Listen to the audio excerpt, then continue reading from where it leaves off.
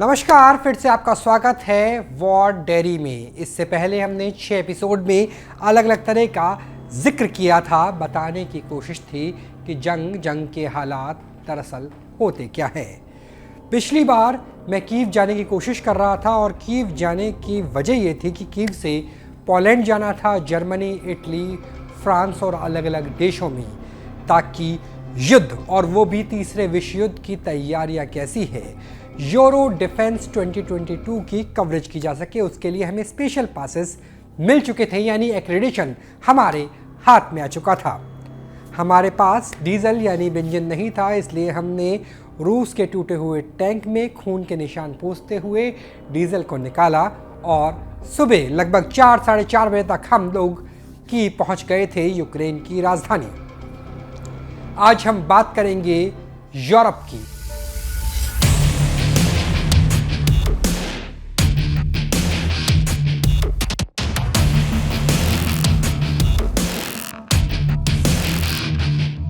और यूरोप किस तरीके से तीसरे विश्व युद्ध के लिए तैयार हो रहा था, उसकी हालात कैसे थे उस वक्त। नेटो के तमाम देश एक साथ नजर आते थे। 27 यूरोपियन यूनियन के देश एक साथ एक लामबंद थे रूस को रोकने के लिए। तैयारियां कैसी थी यूरोप की, यानी अब जंग के हालात ऐसे थे कि सिर्फ यूक्रेन नहीं बल्कि यूरोप भी सेकेंड वर्ल्ड वॉर के बाद यानी अगस्त 2045 के बाद पहली बार जंग की दहलीज पर खड़ा हुआ था। यूरोप के बाकी देशों में जाने के लिए हमारे सफर की शुरुआत कीव से होनी थी। जैसा इससे पहले हुआ था, मेरे कैमरा सहयोगी के साथ हमने लवीव तक का टिकट लिया और हम कीव से रवाना हो गए ट्रेन के जरिए। हमें उम्मीद थी कि लवीव जाएंगे, लवीव से लुब्लिन जाएंगे, वॉर्सोवा और उसके आगे यानी पोलैंड की राजधानी, उसके आगे अलग अलग देशों में जाकर के हम काम करेंगे। लेकिन अब हालात बदल रहे थे। व्लादिमीर पुतिन जो अब कीव से पीछे हट चुके थे, इरपिन, बूचा, होस्टमेल से पीछे हट चुके थे, चर्नोबिल और चर्निहिव खाली हो गए थे, ओडेसा जीता नहीं गया था। हालांकि माल्डोवा के रास्ते भी हमले की गुंजाइश बनी हुई थी। व्लादिमीर पुतिन को अभी लगने लगा था कि एक पूरा का पूरा नेक्सस तैयार हो गया है। हंगरी और पोलैंड के जरिए हथियारों की नई खेप यूक्रेन तक पहुंच रही है और उस खेप को रोकने के लिए सबसे ज्यादा जरूरी था हाईवेज और रेलवेज के ऊपर प्रिसीजन गाइडेड स्ट्राइक करनी। इस स्ट्राइक के मध्यांतर में वो रेलवे लाइन भी थी जो लवीव को कीव से जोड़ती थी। लवीव दरअसल पोलैंड के पास सबसे करीबी शहर जहां पर हथियारों को लाया जाता था और उसके जरिए यूक्रेन की राजधानी कीव तक पहुंचाया भी जाता था। उसी रास्ते पर हम लोग रवाना हो गए। दूरी की बात करें, लगभग 6 से 7 घंटे में हम आराम से कीव से लवीव पहुंच सकते थे। हमें लगे लगभग 14 से 15 घंटे।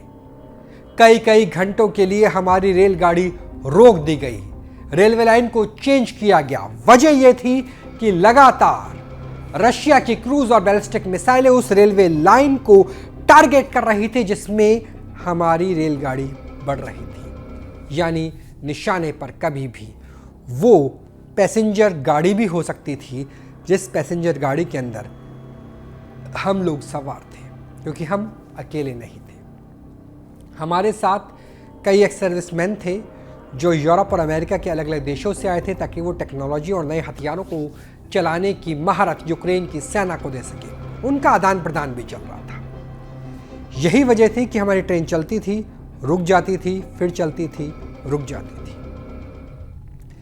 लगभग 15 घंटे लगातार बज रहे सायरन, और सायरन बजते ही हमारी ट्रेन न सिर्फ रुकती थी बल्कि खुले स्पष्ट आदेश थे कि आपको ट्रेन के रुकते ही, सायरन के बजते ही ट्रेन को खाली कर देना है। बोगियों से जहां जगह मिले वहां कूद जाना है। रेलवे लाइन के पास जहां गड्ढा हो वहां चले जाना है, ताकि अगर रेलगाड़ी को निशाना बनाया जाता है तो भी इंसानी जान की हानि कम से कम हो सके। बमुश्किल हम लोग लवीव पहुंचते हैं। लवीव पहुंचने के बाद दोबारा से सायरन बजने शुरू हो जाते हैं।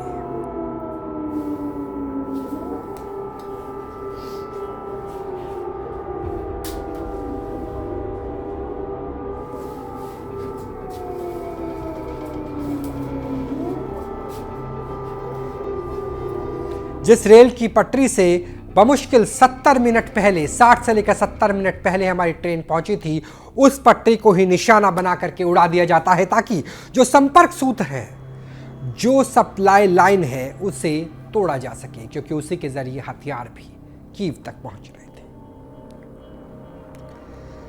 वहां पहुंचने के बाद पहले से ज्यादा उहापोह की स्थिति। यह स्पष्ट हो गया था कि यहां से बॉर्डर तक का सफर रेलवे लाइन उड़ने के बाद हम कम से कम ट्रेन के जरिए तो कर ही नहीं सकते। हमारे पास विकल्प था गाड़ी से जाना या बस से जाना। गाड़ी यानी कार बहुत ज़्यादा महंगी पड़ रही थी, लिहाजा हमने बस का विकल्प लिया। लवीव और लुबलिन के बीच में 5 से 6 घंटे में ये बस हमें ले जाने वाली थी। बस में हम बैठते हैं, सीटें कम थी और वहाँ पर यह था कि आपको अल्फ़ाबेटिकली सीट मिल रही थी। तो मैं अपने कैमरामैन से आगे बैठा था, जहाँ पर एक और लड़की थी, लगभग उम्र होगी 27-28 साल के आसपास, फ्रांस की रहने वाली थी, एनजीओ के लिए काम करती थी और वो सोशल वर्क के लिए, यानी वो बुज़ुर्ग जिन्हें खाना नहीं मिल रहा, वो पैरामेडिक्स जिनके पास दवाइयों की किल्लत हो गई है, उनके लिए सोशल वर्क कर सके, उनके लिए ह्यूमैनिटेरियन हेल्प कर सके, उसके लिए वो वहाँ पर आई थी। लंबा सफ़र था और अंग्रेज़ी उसको आती थी, तो लिहाजा हमारे बीच बातचीत की शुरुआत होती है। अब आपने बीते कई सालों में, खास तौर पर जब से अमित शाह देश के गृह मंत्री बने हैं, 2019 धारा 370 के खत्म होने से, 35A के खत्म होने से और 2025 के बीच में आपने देखा होगा कि लगातार भारत सरकार, ईडी लगातार निशाने पर एनजीओज को ले रही है। वो एनजीओ जिनकी फंडिंग होती है, कभी किसी न्यूक्लियर रिएक्टर के फॉर्मेशन पर बड़ा आंदोलन होता है, कभी किसी के बांध के बनने के ऊपर होता है, उनकी फंडिंग, उनकी नेक्सस, उसके पीछे लिबरल या यूं कहे तथा कथित पश्चिमी उदारवादी मीडिया कैसे काम करता है भारत की छवि को मटिया मेट करने के लिए, उसकी बानगी मुझे उस लड़की की सोच में नजर आई। हमारी बातचीत की शुरुआत होती है, हल्की फुल्की शुरुआत, कभी पेरिस की बात, कभी आगरा के ताजमहल की बात। मैं उसे बताता हूँ कि आगरा के अलावा भी बहुत कुछ है, विजयनगर में मंदिर भी बनते थे, सिर्फ ताजमहल और लाल किला ही भारत की पहचान नहीं। उसके बाद धीरे धीरे सरकार पे बात आती है, प्रेजेंट मोदी गवर्नमेंट पे बात आती है और वो कहती है कि मोदी गवर्नमेंट गलत कर रही है बहुत ज़्यादा। किसके साथ गलत कर रही है? महिलाओं के साथ और अल्पसंख्यकों के साथ। ऑब्वियस सवाल, हाउ, व्हाई?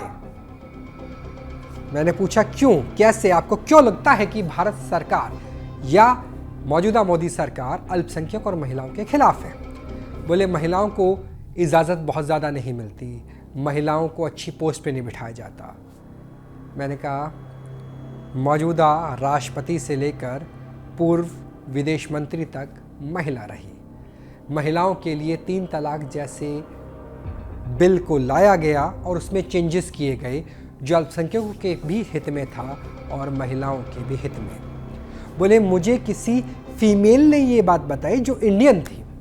मैंने कहा एनजीओ में तो काम नहीं करती थी वो। बोले जी हाँ, एनजीओ में काम करती थी। ग्रीन पीस फाउंडेशन नाम के किसी एनजीओ का जिक्र किया गया। फिर मैंने उसे आराम से समझाया कि कैसे भारत की विकास की गति को अवरुद्ध करने के लिए, स्पीड ब्रेकर लगाने के लिए इंडिया की स्पीड पर, एक्सप्रेस हाईवेज पर इस तरह के एनजीओज काम करते हैं। एक नैरेटिव बिल्ड किया जाता है कि इंडिया में प्रेजेंट गवर्नमेंट ठीक नहीं है, एनजीओज को फंडिंग की जाती है, उसके पीछे खबरें प्लांट की जाती है और एक पूरा नैरेटिव लिबरल मीडिया का, वेस्टर्न मीडिया का भारत की मौजूदा सरकार के खिलाफ नजर आता है। और सिर्फ मौजूदा सरकार नहीं, इंदिरा गांधी से लेकर नरेंद्र मोदी तक जब भी कोई ताकतवर हस्ती भारत के प्रधानमंत्री बनते हैं और वो अपनी सत्ता को अपने हिसाब से चलाते हैं, जो बाइडेन जैसे डेमोक्रेट लिबरल्स के हिसाब से नहीं, तो इस तरह के सवाल मीडिया के जरिए उठाना लाजमी हो जाता है। इस बातचीत में लगभग 3 घंटे के 3.5 घंटे का सफ़र पूरा होता है। हम लोग पहुंचते हैं यूक्रेन पोलैंड बॉर्डर, जहां हमें रोका जाता है और पहले से ज़्यादा तलाशी ली जाती है। ये कहा जाता है कि आपकी जीपीएस कोऑर्डिनेट्स बता रहे हैं कि आप उस जगह पे थे जहां एक्टिव वॉर जोन था। हमने उत्तर की लड़ाई का जिक्र किया, दक्षिण की लड़ाई का जिक्र किया, यानी चेरनोबिल और चेरनीहिव से लेकर मालडोवा बॉर्डर से लेकर ओडेसा तक हम लोग वॉर जोन के बेहद करीब थे। और हमारे फ़ोन के coordinates, IP location, internet protocol locations उनके पास जा रहे थे। तो हमने यूट्यूब लिंक्स दिखाए, हमने बताया कि हमारा वॉर एक्रेडिशन है, हम लोग इंडिया से आए हैं, तो बमुश्किल हम वहाँ से निकल पाए। यानी इमिग्रेशन, आप लैंड बॉर्डर इमिग्रेशन की बात कर सकते हैं। वहाँ से निकले, पोलैंड पहुँचे। पोलैंड की स्थिति भी अब की बार बदली हुई नजर आई। लोगों के अंदर डर, भय का माहौल। भय इस बात का क्योंकि दरअसल पोलैंड वो देश है जहां से सेकेंड वर्ल्ड वॉर, द्वितीय विश्व युद्ध की शुरुआत हुई थी, जब स्टालिन और हिटलर ने एक साथ मिलकर के पोलैंड को इन्वेड किया था, पोलैंड पर हमला हुआ था। तो पोलैंड को इस बात का डर कि कहीं थर्ड वर्ल्ड वॉर यानी तीसरे विश्व युद्ध की शुरुआत भी पोलैंड से तो नहीं हो जाएगी। लातविया, लिथुआनिया, तीनों बाल्टिक देशों को भी इसी बात का डर था। जब हम वॉर एक्सरसाइजेस के लिए पहुंचे जिसमें नेटो के तमाम कंट्रीज शामिल थे, अलग तरह का माहौल था। जो पश्चिमी यूरोप के देश थे, Germany, France, Spain, Italy, Britain, क्योंकि यूरोपियन यूनियन ही ये नेटो था, अमेरिका, अगर हम ट्रांस अटलांटिक की बात करें, कनाडा, उन देशों की सेनाओं के अंदर एक अलग तरह का जोश था।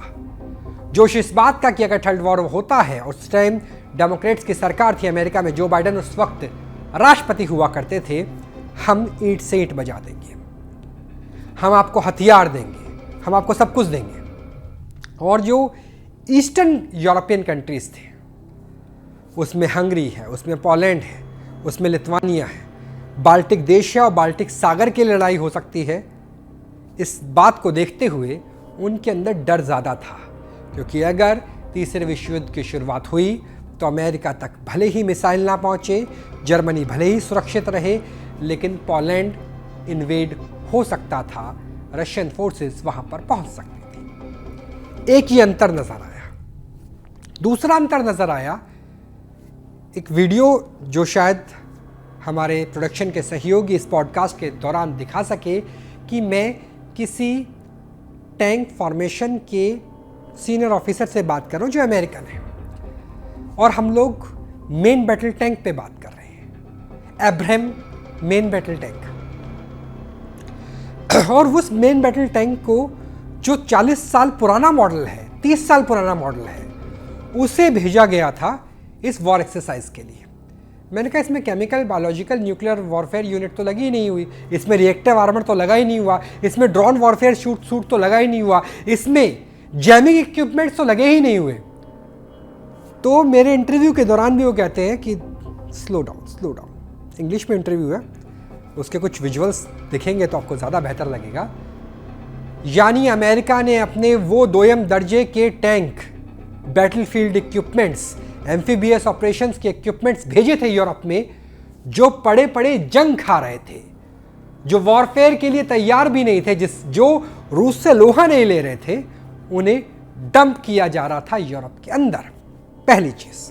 दूसरी चीज ये, क्योंकि इससे पहले आपको डर की बात बताई, तीसरी बड़ी समस्या थी इक्विपमेंट्स के डिजाइन में फर्क। क्योंकि ईस्टर्न यूरोपियन कंट्रीज वो हुआ करते थे जो कभी यूएसएसआर या यूएसएसआर के सैटेलाइट स्टेट्स के रूप में थे, लिहाजा उनके पास वो मिग थे, मिग 21, मिग 23, मिग 29, सुखोई, जो रशियन डिजाइन थे, उनके साथ कंपेटिबिलिटी नहीं हो पा रही थी।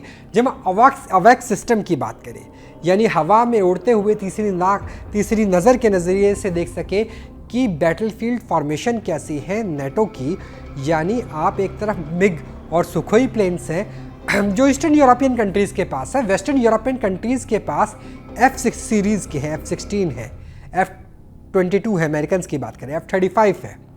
तो दोनों में बड़ा अंतर है। कुछ प्लेटफॉर्म हालांकि यूरो फाइटर टाइफून, उसके अलावा राफेल, ये कुछ ऐसे थे जो यूरोपियन मेड भी थे। तो 3 तरह के डिज़ाइन और 3 तरह के डिज़ाइनों के बीच में कंपेटिबिलिटी की बड़ी समस्या, यानी एक ऑपरेटिंग सिस्टम हो सकता है मिग और सुखोई पर काम करे, वो हो सकता है यूरो फाइटर पे, राफेल पे काम ना करे, और वही हो सकता है F-22, F-35 यानी 5th जनरेशन प्लेन्स पे काम ना करे। और 5th जनरेशन प्लेन को लेकर तो हमारी यूरोपियन कंट्रीज़ के कई सीनियर आर्मी ऑफिसर से बात हुई।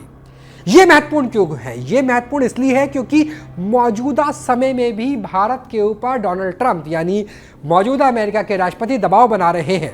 युद्ध से युद्ध का कंपैरिजन कैसे होता है वो समझ लीजिए। दबाव बनाया जा रहा है कि आप हमसे F-35 5th जनरेशन प्लेन खरीदें, और ये दबाव 2022 में यूरोपियन कंट्रीज में भी था कि आप पुराने हथियार तो, आप पुराने प्लेटफॉर्म फाइटर प्लेन्स के तो भेज दीजिए यूक्रेन को, और नए प्लेटफॉर्म के नाम पर हमारे से F-35 खरीदिए। लेकिन जर्मनी के कई ऑफिसर से हमारी जर्मनी में बात हुई, उन्होंने कहा उनके पास तो सॉफ्टवेयर किल बटन है।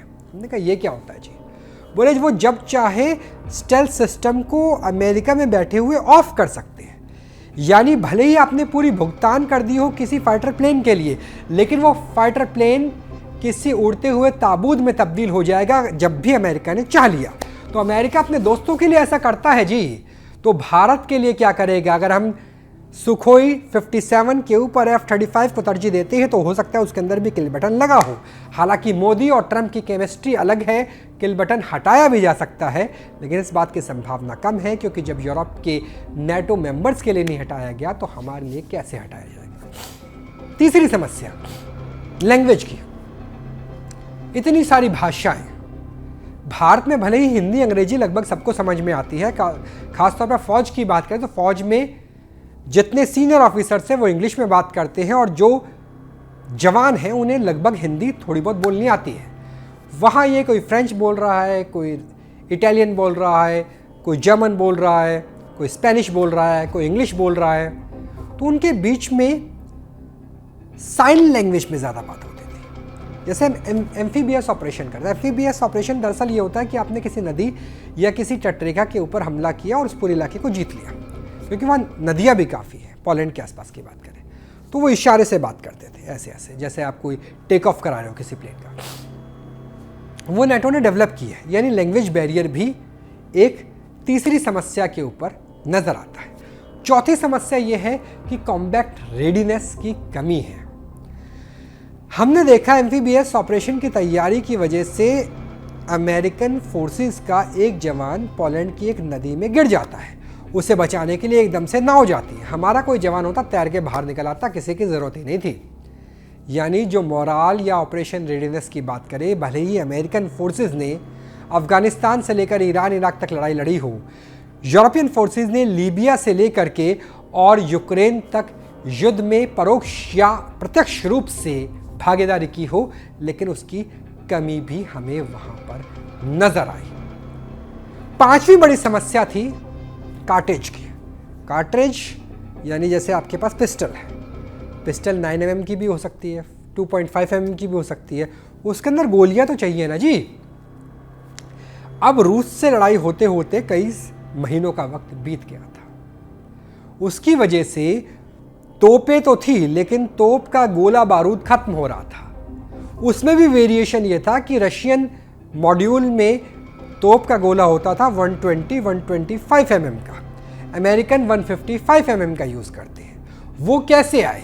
वो आप किस देश से खरीद सकते हैं? एक निगाह तो उनकी भारत की तरफ भी थी, क्योंकि भारत के पास गोला बारूद इतना रहता है कि हम 2 फ्रंट वॉर यानी अमेरिका जैसे हमारे तरफ चीन है और पाकिस्तान है, दोनों से साथ में निपट सके, इसलिए गोला बारूद की कमी नहीं होती।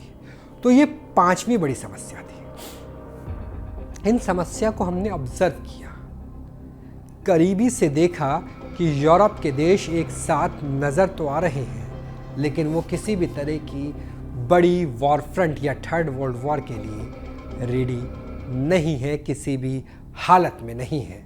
और अमेरिका इसमें सबसे बड़ा बाजीगर है, अमेरिका सबसे बड़ा व्यापारी है। अमेरिका वो व्यापारी है जो अपने हथियारों को बेच रहा है कि आप पुराने मिग इस्तेमाल करें, वो यूक्रेन को दे दे, हम आपको F-16 देंगे, F-21 देंगे, F-15 देंगे, और अगर आपके पास पैसा ज़्यादा है, अगर आपके पास बड़ा खजाना है, जर्मनी जैसी बड़ी अर्थव्यवस्था है तो हम F-35 भी देंगे किल बटन के साथ, यानी बटन दबा दिया तो आपके किसी काम का भी नहीं। लेकिन व्यापारी हथियार बेचने के लिए आया था और डेमो के लिए पुराने हथियार लेकर के आया था। हम लगभग 4 से 5 दिनों तक अलग अलग फोर्सेस के साथ काम करते हुए नजर आए, जिसमें ब्रिटेन से लेके, फ्रांस से लेके, जर्मनी से लेके, पोलैंड से लेकर अलग अलग देशों की स्पेशल फोर्सेस शामिल थी। और यकीन मानिए किसी भी लिहाज से उनकी ऑपरेशन रेडीनेस, उनका मोरल इंडियन स्पेशल फोर्सेस की तुलना में काफ़ी हद तक कम नज़र आया। उनके पास टेक्नोलॉजी ज़्यादा होगी। हमारे एक जवान के ऊपर खर्चा आता है लगभग इक्विपमेंट्स का 5 लाख के आसपास अप्रॉक्स, नाइट विजन गॉगल्स से लेकर, बुलेट प्रूफ जैकेट से लेकर, असॉल्ट राइफल से लेकर सब मिला करके। उसमें भी ज़्यादातर तो अभी असॉल्ट राइफल के नाम पे हमें इंसाज AK-47 या AK-56 ही मिल रही है। अगर हम बात करें X-95 की या फिर बरेटा की तो स्पेशल फोर्सेस के पास है, बाकियों के पास नहीं है अभी तक। उनके पास जो इक्विपमेंट्स थे वो ज़्यादा अच्छे थे। बहुत से फौजियों के पास अपने पर्सनल नैनो ड्रोन्स हुआ करते थे ताकि वो दूर जाकर देख सके। अगर उस टेक्नोलॉजी को अलग रख दे तो भारत की फोर्सेस कहीं ज़्यादा यूरोप की फोर्सेस की तुलना में एडवांस थी। तो इन 5-6 समस्याओं से हमें समझ में आ गया कि यूरोप किसी भी तरीके से तीसरे विश्व युद्ध के लिए तैयार नहीं है। यूरोप की शक्ति की भांप लेने के बाद हम दोबारा से यूक्रेन की तरफ रवाना हुए, क्योंकि इस बार हमें जाना था लुहांस्क और डोनेट्स्क की तरफ। वो लुहांस्क और डोनेट्स्क जिसके ऊपर रूस का नियंत्रण था, जहां 70% भाषा रूसी बोली जाती थी, जहां 2 नए देश बनाए गए थे, DPR और LPR, यानी उस बॉर्डर पे जाना था जहां पर सबसे ज़्यादा, यकीन मानिए सबसे ज़्यादा जंग थी। लिहाजा हम वापस कीव लौट आए। अगले एपिसोड में यानी एपिसोड नंबर 8 में हम बात करेंगे लुहांस्क और डोनेट्स्क की। हम बात करेंगे कीव से भी बड़े शहर और राजधानी के बाद, यानी अगर आप दिल्ली से और मुंबई की तुलना कर सकते हैं, खार्किव की लड़ाई की, और कैसे पुतलों के सहारे खार्किव को बचाया गया, कैसे ट्रेंचेस को खोदा गया, कैसे मेयर लुहांस्क का है लेकिन वो लुहांस्क में नहीं बल्कि किसी और शहर में बैठता है। अब हम सबसे इंटेंस वॉरफेयर की बात करेंगे, क्योंकि हम यूरोप के जोन ऑफ पीस से निकल के यूक्रेन की zone of fire, zone of war में दोबारा से एंट्री करने जा रहे हैं। लगातार बने रहिए वॉर डायरी के साथ और बाकी खबरों के लिए देखते रहिए न्यूज़ नेशन। नमस्कार, वंदे मातरम, जय हिंद।